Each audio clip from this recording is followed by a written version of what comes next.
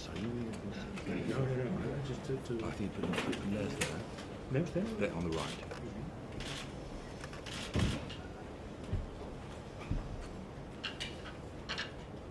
Tens aquí, amb aquestes dues tecles. Si no, també pots anar canviant la pantalla, però és més complicat. Doncs així ho canvies. No hi ha soroll, no pot sonar. Vale.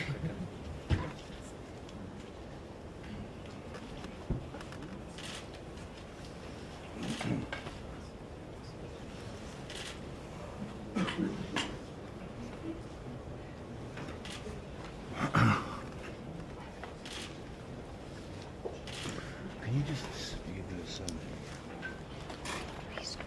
No.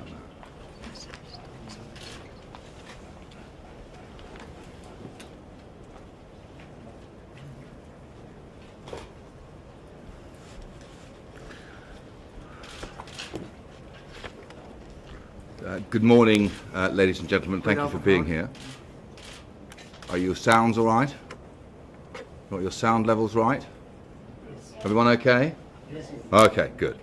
To my left is Rachel Landon, who has worked with me on this and the case of the Catalan 4, and who is an advocate practicing at the Madrid bar, as well as at the Bar of Paris. To my right is Neus Torbisco Casals, a Catalan national, a professor of law and philosophy in the Institute at Geneva.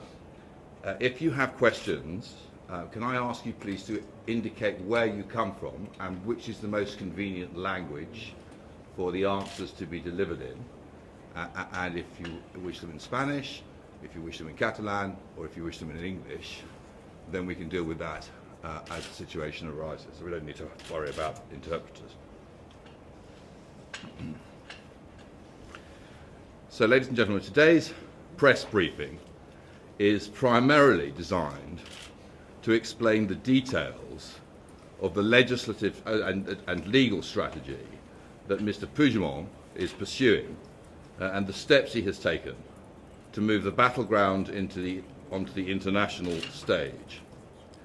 He said in his address last night that this strategy involves lawfare, not warfare.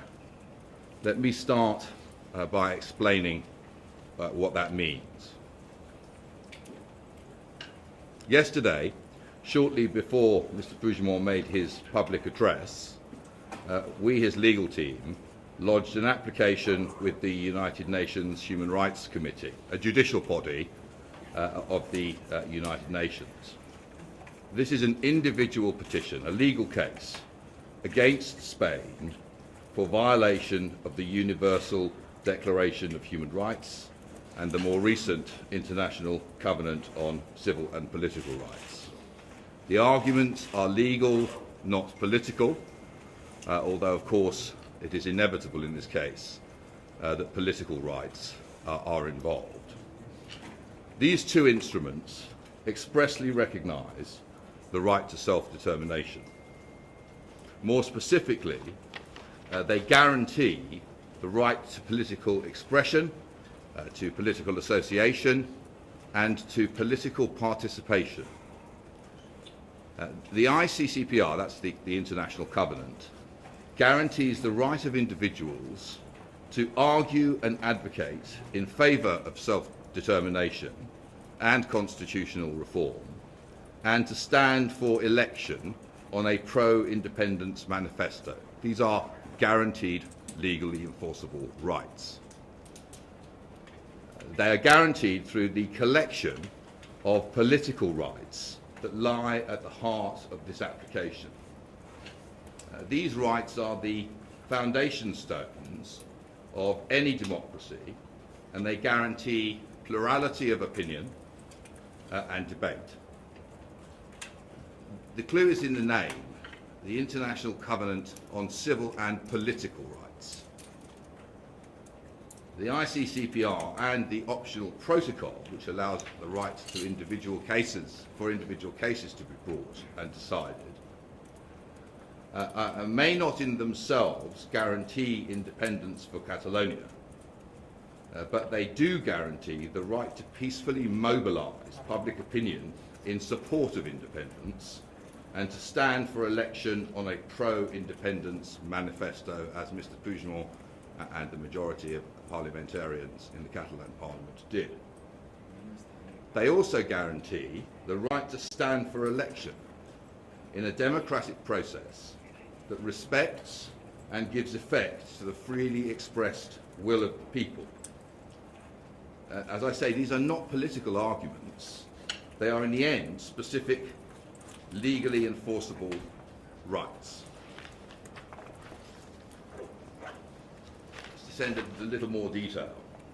Taking the constituent rights individually, Mr. Puigdemont is guaranteed by Article 25 of the International Covenant the right and the effective opportunity to take part in the conduct of public affairs, either directly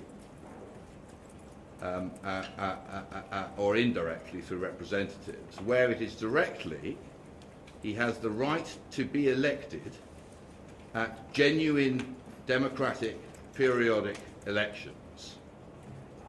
Under Article 25, Spain is legally required to ensure that such elections are held by universal suffrage and that they guarantee, quote, the free expression of the will of the electors, unquote. Spain is also under an express treaty obligation not to impose unreasonable restrictions on the exercise of this right. Spain has, we say, egregiously violated its binding treaty obligations in this regard and is continuing to do so and will, we fear, not stop until it has reached the point where it is driven to the negotiating table. Mr. Puigdemont is guaranteed by Article 21 now the right to freedom of political association and the right to peaceful assembly and protest, a right which is enjoyed by all Catalans. Spain is obliged to respect and protect his right to join a coalition of politicians and political parties arguing for reform of the Spanish constitution in order to allow for the secession and independence of free Catalonia. Spain is also legally obliged not to use force to suppress peaceful protests in support of this independence cause. Legally obliged not to use force. The steps taken by the Spanish government and by the judicial authorities, for which Spain is responsible in international law, cumulatively and systematically violated this right, and the violation is ongoing. Mr. Puigdemont is plainly a victim of this violation. Indeed, he is the primary target of the Spanish government's oppressive strategy. But the violation, in fact, is one committed on the democratic electors of Catalonia. Thirdly, Mr. Puigdemont is guaranteed by Article 19 of the International Covenant the right to freedom of political expression. This includes, the case law makes clear, the right to express and impart ideas and information that are unpopular with the government or even with the overall majority opinion in the state concerned, providing the expression does not constitute an incitement to violence. It can never be a crime to argue for change to the constitutional order or to advocate for independence or secession. Locking up political opponents and dissenters for the peaceful expression of political opinions is the hallmark of an undemocratic state, one which is sliding back into a state of authoritarianism. Mr. Puigdemont has argued forcefully for an independent Catalonia, and he is, in that regard, a servant of the Catalan people. However, he has always and consistently stressed the need for protests to be non-violent, and he has called upon all supporters of independence to express themselves peacefully. The violence in Catalonia, as the world now knows, has not been inflicted by Mr. Puigdemont or his coalition partners or their supporters. On the contrary, as the world has seen in the vivid and alarming television footage broadcast last October, the violence in Catalonia was inflicted by the police acting as the agents of the Rajoy government. Again, this is the hallmark not of a mature democracy, but of a regime sliding into authoritarianism. The treatment of Mr. Puigdemont, designed to suppress the exercise of his right to political expression, puts Spain in clear violation of its legally binding obligations under Article 19 of the Covenant. Standing back for a moment, this is all about proportionality. The BBC, the British Broadcasting Company, has described the present crisis as the worst political crisis to hit Spain since the transition from dictatorship to democracy.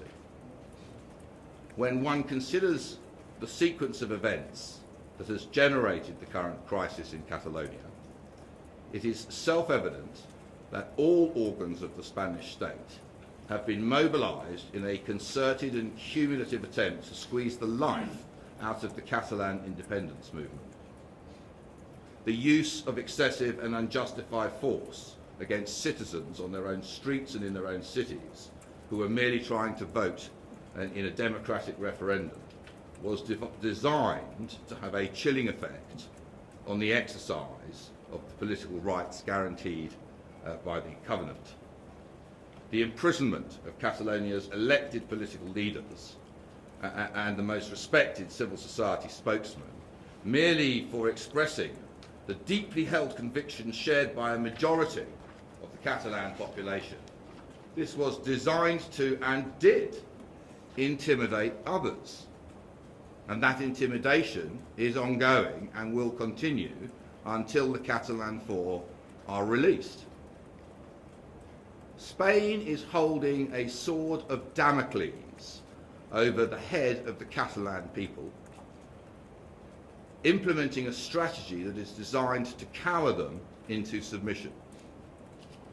By bringing to bear the full coercive machinery of state, by sending riot police into Catalonia to disrupt a democratic referendum, by pressurising the judges in an effort to force them to bend to its will, by imprisoning those who speak out in favour of change, even those who were democratically elected on a manifesto promise to fight for independence.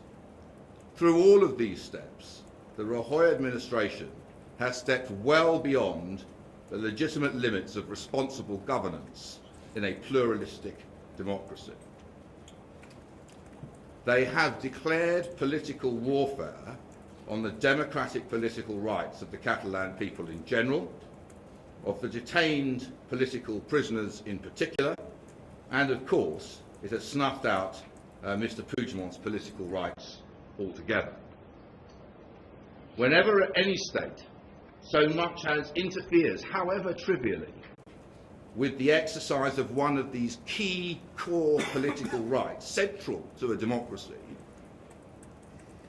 and therefore guaranteed by the International Covenant on Civil and Political Rights, that state, whichever state it is, comes under an obligation to prove that its action is legally justified under the terms of the treaty. So not under the Constitution, not under domestic law, but under the terms of the international treaty to which Spain is a signatory.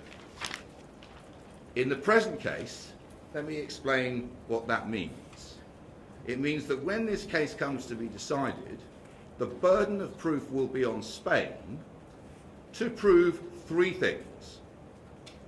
First, that the interference was prescribed by domestic law and administered by a genuinely independent and impartial judiciary. It is clear that a number of the measures taken in the present case were inconsistent with domestic law, or at the very least unprecedented interpretations of it. Mr. Puigdemont has never been convicted of a crime, nor has he been stripped of his political rights in a court of law. There was a time, lingering back to the days of dictatorship, when it was a crime in Spain to organise an unauthorised referendum. But that crime was repealed from the statute book in 2005 in an effort to present Spain as a modern democracy. And yet, what we see here is an attempt to roll back history, to reach deep into the bowels of the history of Spain with its potentially ugly implications, and to use the law, to twist the law out of shape in order to secure the political objectives of the current administration.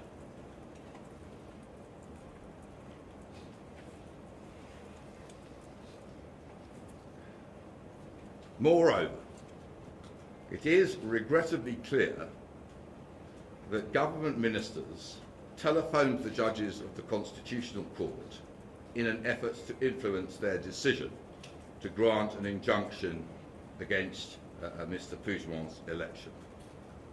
Astonishingly, the government even admits this. This deplorable conduct is unheard of in a democracy. It is reminiscent of the manipulation of the judiciary in the Franco era, and is entirely inconsistent with the separation of powers on which a democracy depends. I was alarmed to hear this morning unconfirmed reports that the government has already made a statement indicating that Jordi Sanchez will not be released if he is nominated and elected by the Catalan Parliament as its new president. I thought to myself, that can't be right. How would the government be able to announce the outcome of a proceeding that must be conducted before an independent judiciary? How can they know the outcome before the case has even been brought, before the man has even been elected? They must be very sure of the outcome, if that is true. So that's the first criteria that they've got to overcome. The second is that the interference must be proportionate. Remember I said proportionality is key here. Proportionate to a legitimate public interest. Here, no doubt, Spain will argue that its actions can be justified on the vague grounds of national security, the last refuge of a desperate government. The whole point of the International Covenant is to put limits on what a government can do to suppress political representation of minority groups. Within Spain, the pro-independence lobby is a minority, but within Catalonia, as the referendum and election results confirm, the pro-independence lobby holds sway as the majoritarian opinion. It will, in due course, be for the United Nations Human Rights Committee, the judicial body that administers these claims, to determine whether Spain's actions are proportionate or not.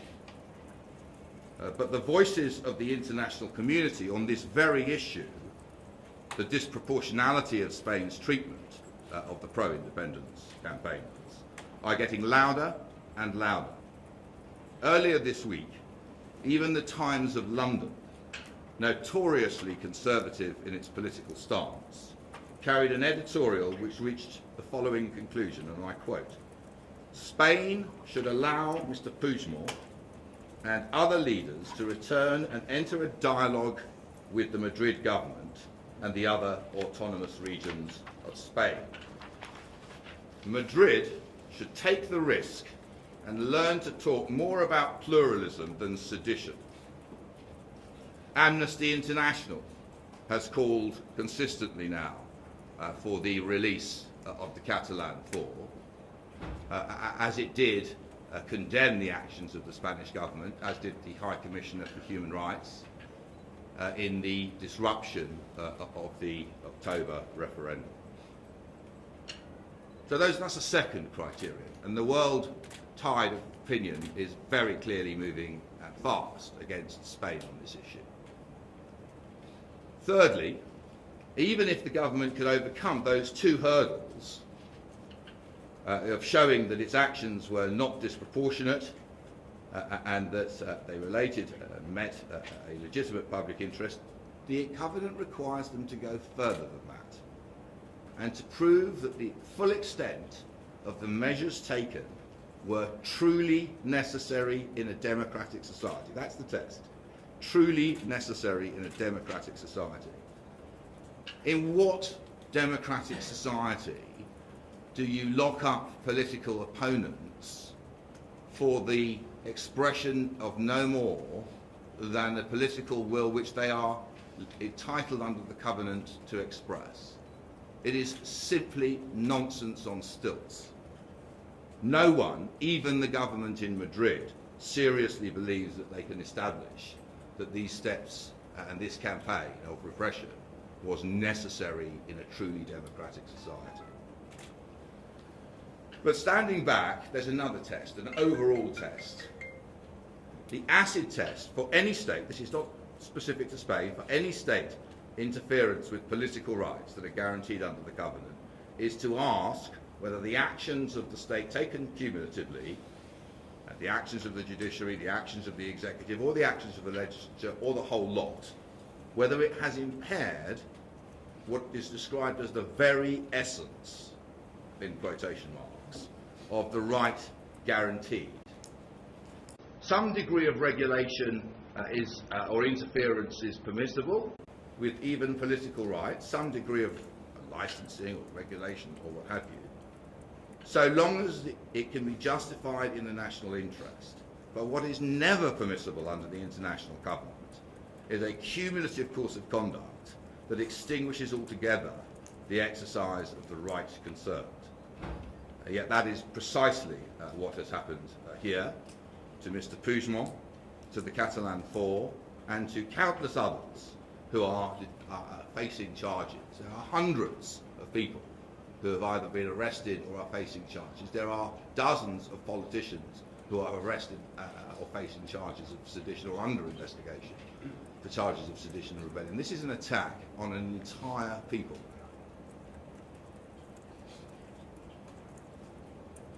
Mr. Puigdemont has been forced by the repressive state actions to relinquish his position as the democratically elected and legitimate president of the Catalan people. I started with the concept of lawfare, not warfare. Let me return to that briefly in closing. On the 1st of February, our team lodged another application to a different part of the United Nations, to the Working Group on Arbitrary Detention, on behalf of 3 of the Catalan Four, seeking an order for their immediate release. It is a key principle of the ICCPR and of the Working Group on Arbitrary Detention that a detention for the expression of peaceful political opinions, however unpopular, can never be lawful. It will always be arbitrary if it's peacefully expressed. We described that first appeal to the United Nations as the first salvo in an offensive which is designed, offensive of lawfare, which is designed to propel this debate into the arena in which it belongs, which is not the Spanish Constitutional Court, not even the European Court of Human Rights, but since Catalonia aspires to nationhood, it is in a position to speak to the community of nations in order to seek their support for the enforcement of the democratic rule of law. These are obligations that states owe each other. When they sign up to a multilateral treaty like this, they all agree to be bound by the obligations that they have undertaken, solemnly undertaken. And yet Spain seems to think that this is a piece of paper that they can discard at will. Or at least the Rajoy government seems to regard its international obligations as being a joke. But let me assure you, and let me assure here, that they will in due course be vindicated. These rights are central to political democracy. The second salvo, the first was on the 1st of February, the second salvo was lodged on the 1st of March, you'll have noticed. It is the application to the United Nations on behalf of Mr. Puigdemont, which I have described to you in detail today. These are just the beginning. The third major step in the international campaign for the enforcement of democracy and the rule of law in Catalonia will take place during March. I'm not in a position at this stage, and it wouldn't be appropriate for me to make an announcement as to what that will be, but it will be a very significant development. I am flying from Brussels to Barcelona this afternoon in order to finalise talks for the next phase of this campaign. We will continue to file applications of genuine solid merit to the international community and its judicial enforcement mechanisms every month until the Madrid government is finally persuaded that it must enter into genuine negotiations with the leadership of the Catalan independence movement. There are only two preconditions on the Catalan side. The first is that these should be genuine, inclusive dialogue. There should be a genuine, inclusive dialogue in which all relevant parties have a voice and in which Madrid is serious about considering the concessions that it now needs to make to restore the rule of law and the confidence of the international community. The Economist, which you probably know, magazine, keeps what's the word? Like a league table of democracy around the world. It brands states, whether they are true democracies or they are undemocratic, and there's a category in the middle, flawed democracy. And in their latest report, they have indicated that the actions of the Spanish government in this instance mean that it is very likely to be downgraded to the status of flawed democracy. Is that really what the people of Spain want? Is that really going to encourage inward investment, jobs? Is that really a sensible legal or political strategy for this government to be pursuing? It's a matter for the Spanish people and for those they have elected, but we will not stop until they do agree to enter into negotiations which are genuine, inclusive and properly managed. The second precondition is the obvious one. Nobody can negotiate with Madrid on behalf of the Catalan independence movement whilst they continue arbitrarily to detain the 4 political prisoners, the Catalan 4. They must be released immediately as a precondition to any progress. It is what's known in this field as a confidence-building measure. But frankly, whilst Spain defiantly continues to detain innocent men, and let's face it, the law is very clear. They've been charged with an offence which requires violence. There is no evidence of violence or the incitement of violence against any of them. But the extraordinary twisted logic by which they are detained is that by calling on people to mobilise on the streets on the day of the referendum, they were creating an invitation to the Spanish police to overreact and beat them senseless. 70 or 80 people hospitalised. That's what we're talking about. I mean, there really is only one answer to this case. And it may be legal and it may be political, but at the end of the day, Madrid has got to come down from the mountain of arrogance and authoritarianism which it has built for itself and get around the negotiating table and achieve a peace settlement, a peaceful settlement of the Catalan crisis, which is clearly not just in the interest of Catalan independence supporters, but in the interest of opponents of independence in Catalonia and in the interest of the Spanish people as a whole. Do they, the question is, want to support and continue to support a government that is sliding the country down the league table into the status of a flawed democracy? Or should they and will they make it clear to their government that enough is enough?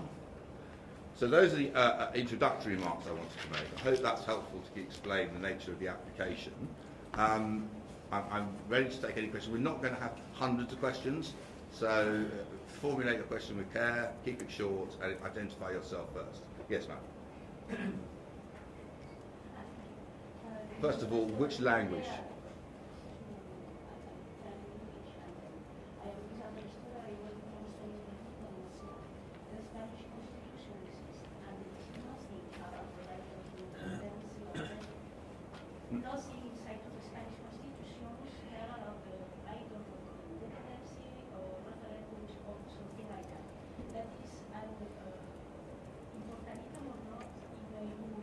I'm sorry, the premise of your question is mistaken.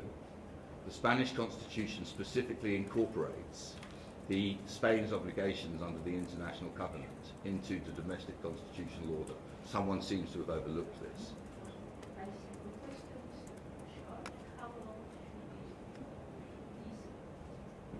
Well, there is a mechanism by which the Human Rights Committee can accelerate it and deal with it as a matter of urgency. We will see whether that's the appropriate course in this case. As I say, the Catalan leadership stands ready to negotiate with Madrid a peaceful solution.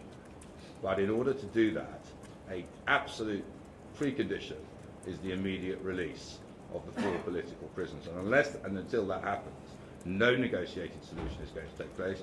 And we will, as I say, continue. We have significant new steps to announce in the near future. In this process, and we will continue until Madrid finally concedes the need for a peaceful negotiated settlement. What the parties choose to negotiate, that's what negotiations are about. Don't ask me to define the agenda. It's pretty obvious, isn't it? Yes, please. I'm not very good from Spanish reading. I'd like an answer in Spanish, but then we can do it afterwards. Spanish, yes. It's fine. No, it's absolutely fine. If not, we can record it after. First of all, I'd like if you can clarify when exactly are you going to present this new initiative in Geneva or in the human rights, the new body? And then on your speech, maybe you can well, I see a flagrant contradiction because you are accusing Spanish government to interfere in the judicial system, and at the same time you are saying that you will continue your campaign until the Spanish government released the 4 political prisoners and accepts to negotiate with Puigdemont, which that would require a flagrant interference in the judicial system. No, it wouldn't. Just answer that first point first. What it would require immediately is for the government to drop its opposition to the grant of bail. Simple. It's an executive decision to instruct the prosecutor to drop the opposition to the grant of bail. Then, of course, for the judge. But without that's not interfering with the judiciary. That's getting a house in order. I mean, they are in prison because of the judge. Yes. So the moment the government says to the judge, "We no longer object," do you think the judge is then going to take responsibility for continuing their detention? Why don't we wait and see? Let the Madrid government do that, and then we'll see what happens. You want to take the rest of the question? Yes, as for what in English or in Spanish, what do you want? If you may in Spanish, it will be better. Hemos mandado ayer la demanda para el presidente Puigdemont al Comité de los Derechos Humanos de la ONU, que no es el mismo que pensaba en Ginebra. Okay, before I move on, do we have anybody here from the international press? Yes. Yes.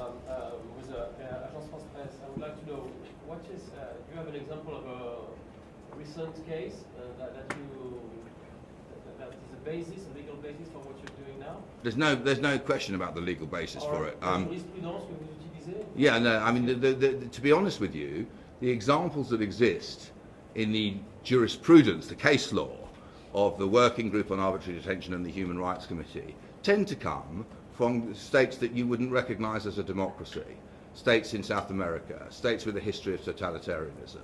Their case law is built on states from the old legal order and not a modern democracy, and certainly not modern European democracies. It is unprecedented for a case like this to be brought against a European EU member state, but that's because the actions of the Spanish government lead back to ugly parallels with former times and is in itself unprecedented action.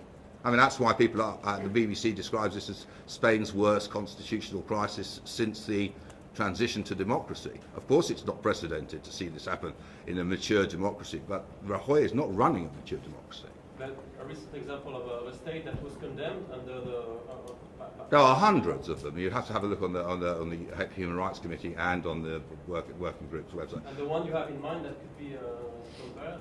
No, I'm not making any specific comparisons. The principles are very clear. They're all set out in the application. I should tell you that the full application, which is a 20, 30-page document, is going to be released by the time this press conference comes to a close into the public domain. That will set out, and you'll see it in detail, clearly the chronological history of the events that resulted in this application, as well as setting out very clearly the principles of law on which it is based. You will not find a serious lawyer, let alone a serious human rights lawyer, who questions any of the principles that we have invoked. They are absolutely unquestionable and solid. Is anybody here from Catalonia? Sí. Natalia Segura from Norway. I wanted to ask you a little bit about the process of this demand. Now, which are the criteria to be accepted by the committee? How long it can take this, and what happens if it's refused or if it's accepted by the committee?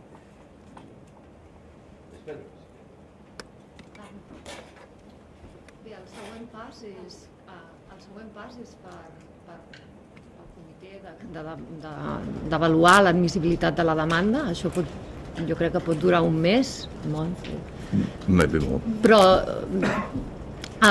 i després doncs, comença un procediment on l'Estat ha de justificar, doncs, ha d'aportar la seva visió sobre les seves proves, la seva versió per contestar aquesta demanda.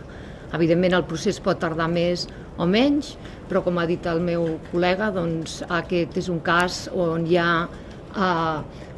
on la vulneració de drets humans té un impacte immediat i és una qüestió urgent i per tant hi ha mecanismes i mesures per propiciar que realment això sigui un assumpte tractat per una via d'urgència. Però això encara no està decidit ara, acabem de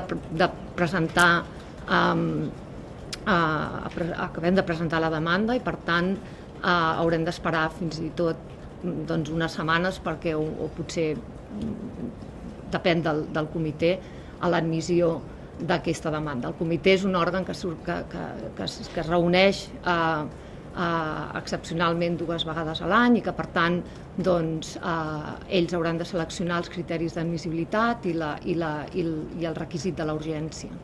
I quan hi hagi una decisió del tribunal, Xavi Coral de TV3, quan hi hagi una decisió del tribunal, del comitè, perdona... Un moment, perdó.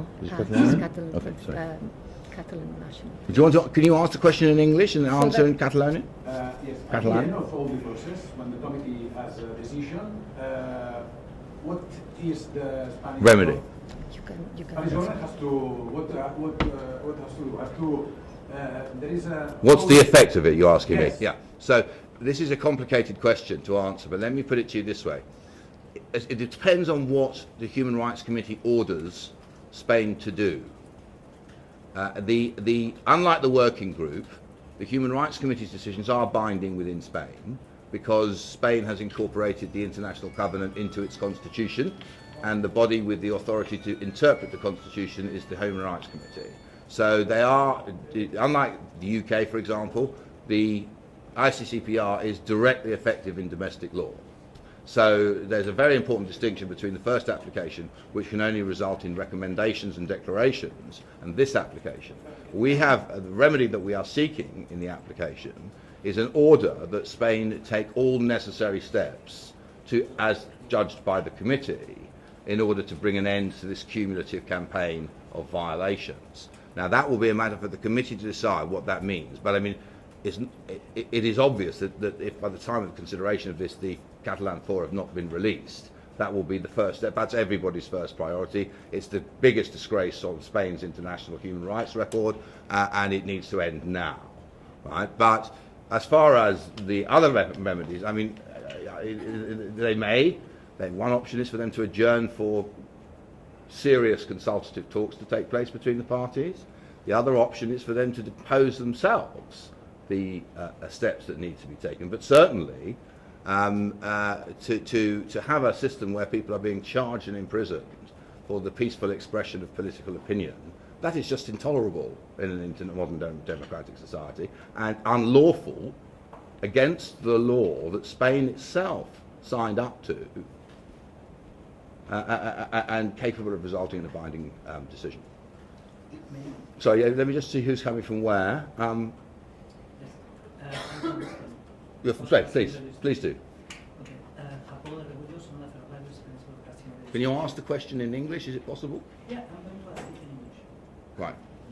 Okay, so as far as I understand, you don't ask the question to the tribunal if Catalans has the right of self-determination or not. You are focusing on the right to ask for self-determination peacefully. Correct. Okay, but it's very naive maybe, I don't know, but as far as they have declared independence, it's not something that doesn't fit in your argumentary. The fact that they declared independence. You need to go back to the bit that doesn't fit. They put in place this right of self-determination that maybe they don't have. So it's not any more peaceful. Well, look, I'm sorry, there's a great deal of confusion in your thinking. Let me just make it clear for you. You're absolutely right in the first proposition. This application is about the right of people, politicians and citizens, to support independence, to express their support, to campaign for constitutional reform, and to seek secession. That is a process that's ongoing.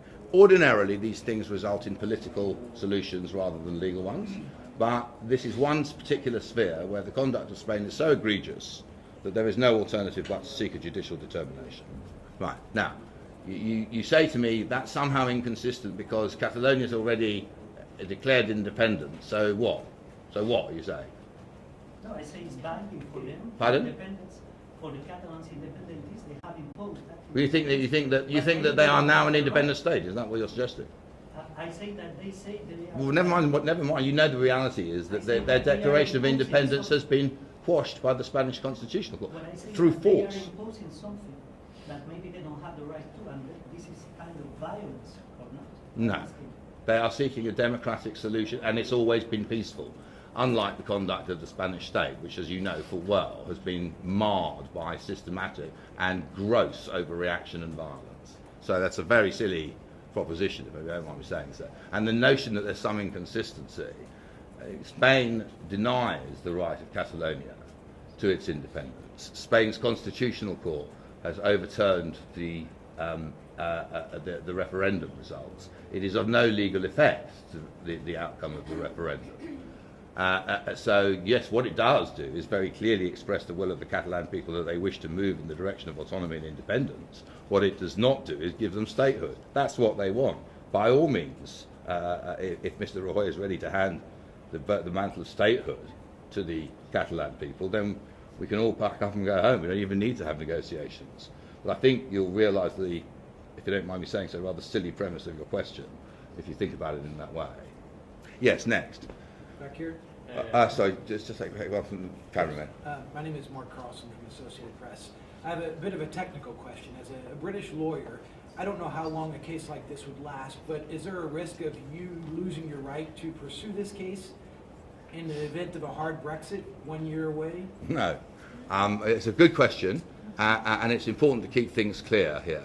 Two things, if I may say, in response to that. One is specifically an answer to it, and one is extrapolating from it.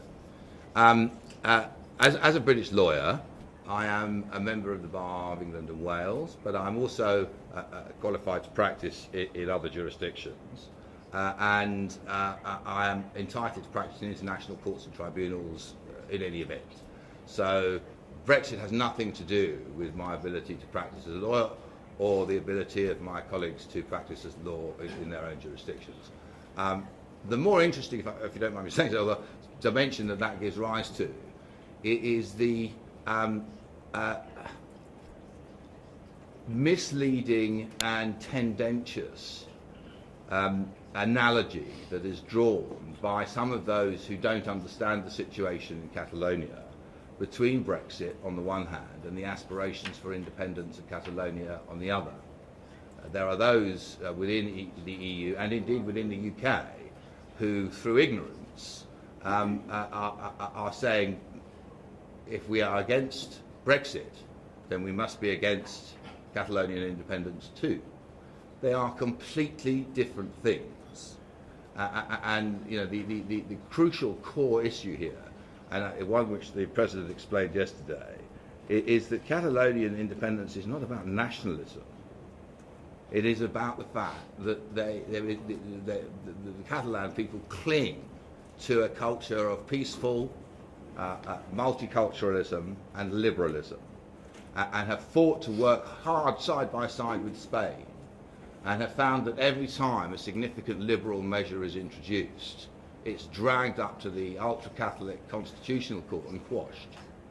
And they have had enough. They want to turn their own customs into law, and that is a right that people in a nation have. And so the analogy with Brexit is interesting because the much closer analogy is with Scottish independence within the UK. Would the UK seriously lock up those who advocated a referendum for Scotland's independence? It's a ridiculous idea. And yet that is exactly what Spain is doing here. Through locking up Nicola Sturgeon, or locking up Alex Salmond, the leaders of the Scottish National Party, who took their country to a closely run referendum which ultimately they lost. But you know, no one is under any illusions that their aspirations for independence continue. And it's going to be the same with this struggle. It will go on until it is satisfactorily resolved. You cannot crush an independence movement through fear tactics. It'll just reformulate and come back even stronger. And that is yet another massive tactical blunder by Rajoy himself. Sorry, maybe I missed this part of what you said, but how long can it take, the whole procedure? Right, can take a very long time. The timing of the final decision of condemnation of the... No, I mean, there are cases that have run for more than a year, 2 years, or longer in the Human Rights Committee. It depends on the priority and urgency of the situation, but this is an extremely urgent situation. Just a clarification, you said that you will present every month. Every month, a new initiative. But the situation will be the same. No, because as the initiatives mount, as Spain is having to answer to the international community in different jurisdictions for its conduct, you know, there comes a point which one expects them to reflect on the expensive and ultimately a strategy which is ultimately doomed to fail. I mean, we hope very much that they will come and talk. And this talk, are you foreseeing any kind of international surveillance? Well, the modalities for talks are open to debate themselves. We have talks about talks, what they call proximity talks. There are. Let me put it this way: there are highly professionalised international mediators in the wings, ready to run this dialogue the moment that the Rajoy government comes to its senses, and they're in touch with both sides.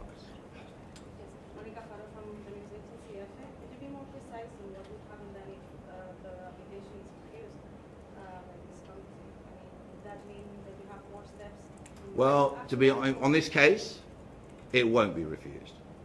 I mean, that's all I could say to you. It will not be refused. The international government's tailor-made to stop states doing what Spain is doing, so it won't fail. If it did fail, the theoretical possibility, there is a sequencing order of litigation. So you can take a case to the European Court of Human Rights when it's been through the International Covenant process, but you can't do it the other way around. So you can't take a case to the International Covenant after you've been to the European Court of Human Rights. But those are hypothetical questions here. From the Spanish television, Telecinco. First of all, I don't know if we can have any kind of answer in Spanish. Yes, absolutely. Okay, because... well, you have to ask a question. Oh, okay, of course. No, I would like to have the Spanish response on which is the political effect that you are seeking with this complaint. And on the other hand, another question, if I may, I'd like to know who are paying this process, this judiciary process. Okay, let me answer the first question very quickly, and then I'll hand over to my colleague. No one is paying. We're acting pro bono for Mr. Puigdemont at present. Let me. I'm going to be very short because we are not In doing Spanish, politics. in Spanish. Sorry, perdón, pero voy a ser muy breve porque no hacemos política, hacemos derecho. Y como ya lo hemos dicho hace un mes, todo está muy liado, claro, porque estamos hablando de derechos políticos que han sido violados, pero nosotros no hacemos la política y no vamos a comentar de quién va a ser ahora presidente, si eso iba a ser la siguiente pregunta. Ahora ayer hemos interpuesto una querela en frente del comité por violaciones, para hacerlo breve, pero podréis leer después todo lo que hemos escrito, violaciones de los derechos políticos del señor Puigdemont. Y eso es la única política que podemos hacer y comentarios sobre eso. Okay. You've spoken already. I don't think we need any more. No, and you also. Yeah, sorry. From Reuters. Can you please? Sorry, from Reuters? Reuters. Can you please describe the timeline of the ongoing procedure, just in technical terms? Sorry, can you ask that question again? Someone's talking in the front row and they're distracting me, if you wouldn't mind. Can you give us a timeline for the procedure? Sorry, I mean, obviously you're aware that that question's already been answered, but let me do it again. The process sometimes takes months, it sometimes takes years, and there have been cases that have got... The steps of the procedures. Shall I answer the question, or do you want to tell me what to say? Okay, the process sometimes takes months, and it sometimes takes years, but the committee has the power to accelerate in an urgent case. We are currently awaiting response from Madrid to see how they choose to tackle this situation. If they're interested in seriously entering dialogue, then of course the urgency diminishes to some extent. Of course the case will remain and it will continue until a satisfactory solution has been reached, but the urgency with which it is processed will depend upon the willingness of the Madrid government to speak, to enter into peaceful negotiations, basically, or even to enter into talks about talks. But we're not at that position yet, because they haven't realised yet just how weak their position is becoming and just how much international condemnation they are going to be attracting. But it's happening, it's coming. You know, I'm well sure that the international community and the United Nations individual component elements will be turning their attention to the Madrid approach to Catalonia with full force and shining a bright light within the coming weeks. So, in answer to your question, you wanted to know what the stages are. I mean, essentially, the application goes in, the committee has to make a decision, first of all, as to whether it is admissible. Ordinarily, they would refer a case of this gravity to the government of Spain to respond, and then make a decision on whether the case is admissible or arguable, as it's put. Then they would hear evidence on both sides, receive files and dossiers from both sides as to the impact. I'd ask specific questions that they wanted to have addressed, and then eventually they'd come to a conclusion. There is hardly ever a public hearing. There might be one here, but that's a separate question. What this application, just like the last one, will do is it will force the Spanish government to tell the world how it possibly seeks to justify what it's doing. At the moment, there's an awful lot of waffle about national security and territorial integrity, the indivisibility of the state. As the Times of London, of all newspapers, said, they need to stop talking about sedition and start talking about plurality. Yeah, can I just take, if you've asked a question already, then I'm going to go to somebody new. Okay, so yeah. Yes, Alberto Fernández, Spanish correspondent for Spanish television La Sexta. I would like to know which could be the legal consequences of all this process, and what is your client, Mr. Puigdemont, expecting of all this process? And in Spanish, if I may. That's fine. I mean, I would stress that we've already answered those questions in quite a lot of detail, but I understand that you want to have it in Spanish, and that's fine. So. ¿Tenía otra pregunta o estaba a punto de decir algo más, no? En castellano, me gustaría repetir un poco cuál es la demanda concreta que hacen, usted explicaba en abogado antes al principio, y también cuáles son las consecuencias de este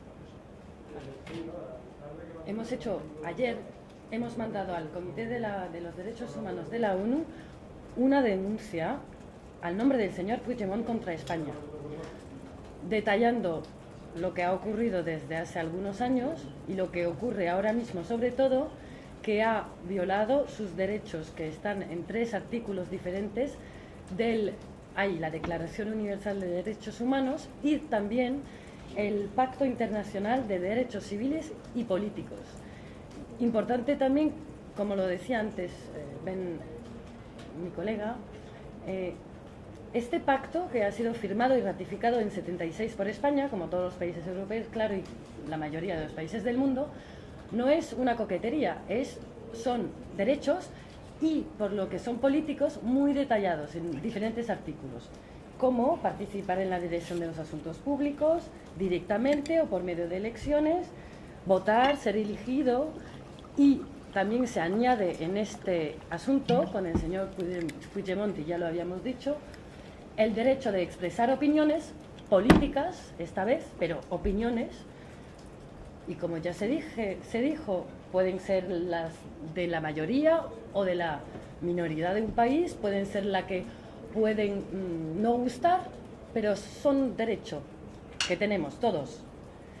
Y también hay el derecho a la libertad de reunión pacífica, y aquí era también de reunión pacífica con otros partidos políticos y otras organizaciones políticas. Y esos derechos, y lo hemos desarrollado en lo que podréis leer al final de esta prensa, de esta conferencia, hemos detallado cada una de esas violaciones para el señor Puigdemont. Esta vez, la última vez, eran para las detenciones arbitrarias, que era un poco diferente de los 3 presos políticos.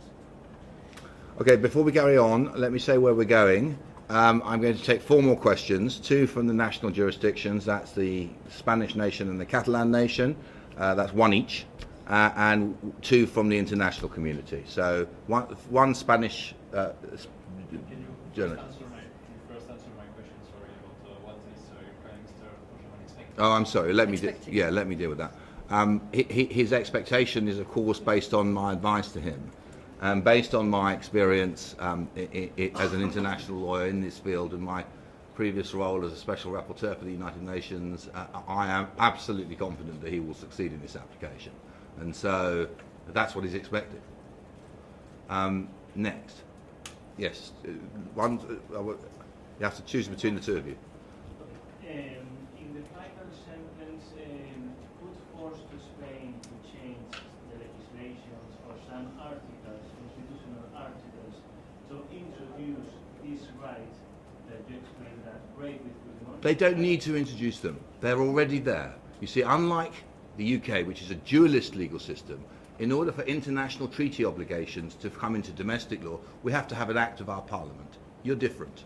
You have a monist legal system. And that means that the international treaties that you sign up to are legally binding in your own domestic law already. So the fact that your constitution doesn't spell something out, your constitution includes the international covenant. That, I think, has been overlooked by all of the legal advisors who have been assisting the Rajoy government. So they don't need to do anything. They just need to follow the advice of the committee.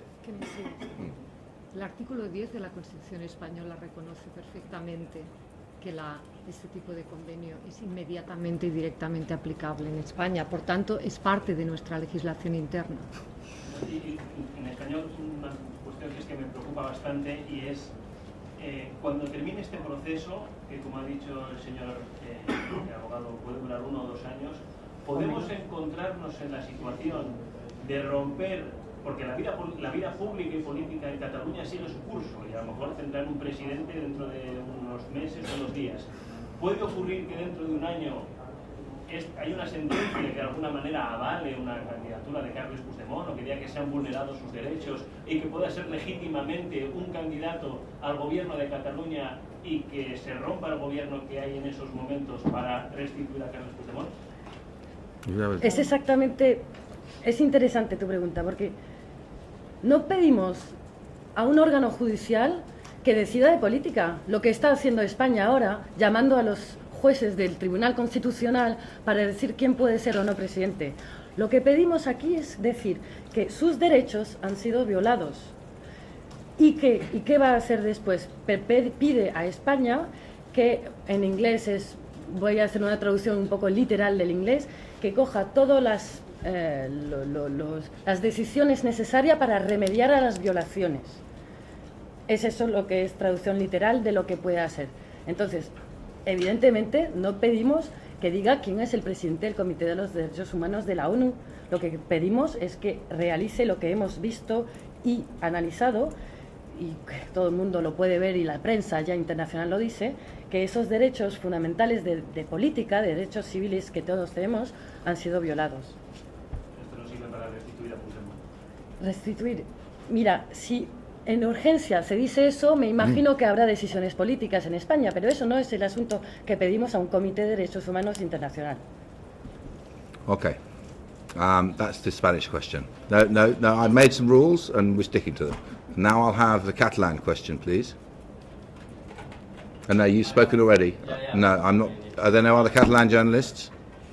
Yes, there's somebody from the back. Yeah, from the Catalan news agency. If may ask the same response in Catalan, summarizing what's the legal merit of the complaint and what you're expecting from it. Okay. Bé, suposo que el que volen saber és quin és el que acaba de dir la meva col·lega, i és que el que es demana en el Comitè de Drets Humans de les Nacions Unides és que declari que aquests drets que hem esmentat a la nostra demanda els declari específicament que s'han vulnerat, i com a conseqüència d'aquesta declaració especifiqui les mesures que l'Estat ha d'adoptar per diguéssim, desfer el tipus d'interferència il·legítima i de vulneració dels drets del president Puigdemont en les mesures que el comitè declari oportunes. Com ha dit la meva col·lega, no es tracta de dir si s'ha de restituir o no al president Puigdemont en el nostre, diguéssim, com a president de Catalunya, perquè això és una qüestió política. El tema jurídic important per nosaltres és que el comitè es pronunciï sobre el que considerem que és una vulneració sistemàtica i, de fet, una extinció i una violació dels drets humans especificats en el Pacte de Drets Internacionals de Drets Civils i Polítics que l'Estat espanyol ha incorporat en la seva legislació interna i que, per tant, formen part de l'ordenament intern de l'Estat espanyol i l'Estat està obligat a respectar. Briefly, could you also say in Catalan the part of the two preconditions or prerequisites for the negotiation, please? She wants the preconditions. Genuine inclusive dialogue and... No, she wants the preconditions of the... Genuine dialogue and... No, hang on. The legal preconditions. Could you ask your question again, please, in English? Yeah, you talked about two preconditions before. Before what? Before, I mean, in the press conference before, you talked about two preconditions. No, so we talked about the three elements that must be proved by the Spanish government. Then we talked about the overarching test of necessity. And then later we said there were two preconditions to entering dialogue. Is that what you're asking for? Yeah. So.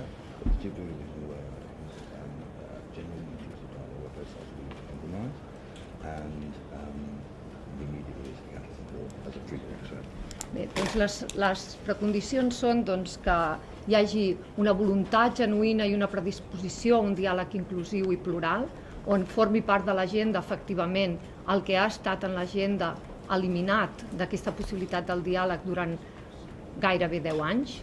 I la segona precondició és, òbviament, que alliberin els presos polítics per tal d'entrar per tal de provar i de garantir la confiança en aquest diàleg genuïnament inclusiu, on els temes que realment ens preocupen estiguin inclosos a l'agenda. Okay, so that's the national jurisdictions completed. Sorry, where are you from? No. Oh. No, I think it's not fair. If I do that, I have to do it to Spanish as well. So we'll do that. We'll let you. We do equally. You want to ask another question? Okay. Anybody from Spain want to ask another question? No, you wasted your opportunity because you asked a question and an idiot wouldn't understand. I mean, it was just ridiculous. It's funny. Not funny. It's not a joke. This. You are making jokes. No, I'm sorry. That was a joke. No, I'm afraid you're. Then speaking of, it's not because I don't like your questions. It's because it was incoherent what you said. I'm just asking. All right. Well, obviously I'm not coming to you, so you can accept that. Anybody else from Spain? In which case I won't take a Catalan question. I'm sorry, I won't take it. Keeping the rules very clear. Now, I'm not going to take a question from. No, I'm not going to allow a question because I set the rules and they're finished. Right, that's fine. Now, international journalists, please. I think we stand in solidarity with our other colleagues. Say again? We stand in solidarity with our other Okay, fine. colleagues wherever they come from. Okay, that's fine. Well, if there's no more questions, then we've gone on long enough. Anybody else? Is there any, any step that will you stop this process if the Spanish government take any kind of measures if the Spanish government starts that genuine dialogue, the prisoners are out? I don't know if you will stop this or there is no reason or no way of... No, I think there's every possibility of a serious and meaningful dialogue. I was asked earlier on, what would the outcome be? That is for the parties to decide between the two of them and with the assistance of mediation of those who have mediated other conflicts of a similar character around the world. And there are solid people just waiting in the wings to provide that service to the people of Spain and the people of Catalonia.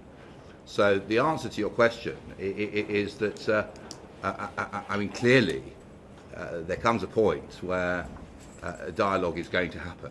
I mean, eventually, the message I'm receiving is that there's panic in the legal establishment and the genuine Democrats in Madrid. I don't know if that's true or not, but if there isn't, there soon will be. And, you know, there will come a time when they will be forced to negotiate.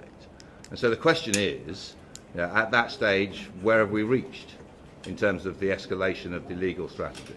So you won't stop, I guess? No, I made it clear it will continue until the Rajoy government comes to the negotiating table. Okay, thank you very much, everybody.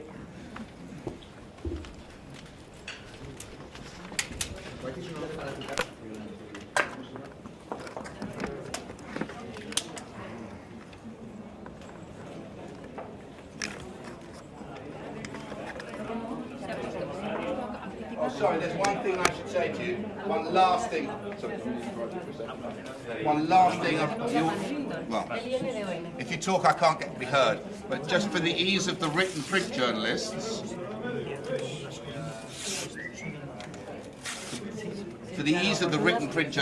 the text from which I was delivering my opening remarks will be available later today.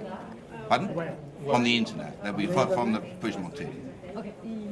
Estoy en abogado en prensa, precisamente el despacho. Lindo, muy bien, como London, pero con una. Pronunciado en inglés.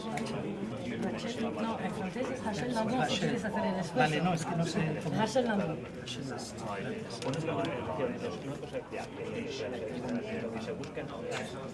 I can't really say any more about it at the moment. I didn't say 20%.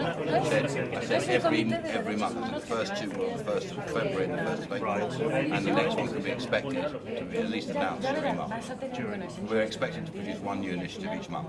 Okay, right.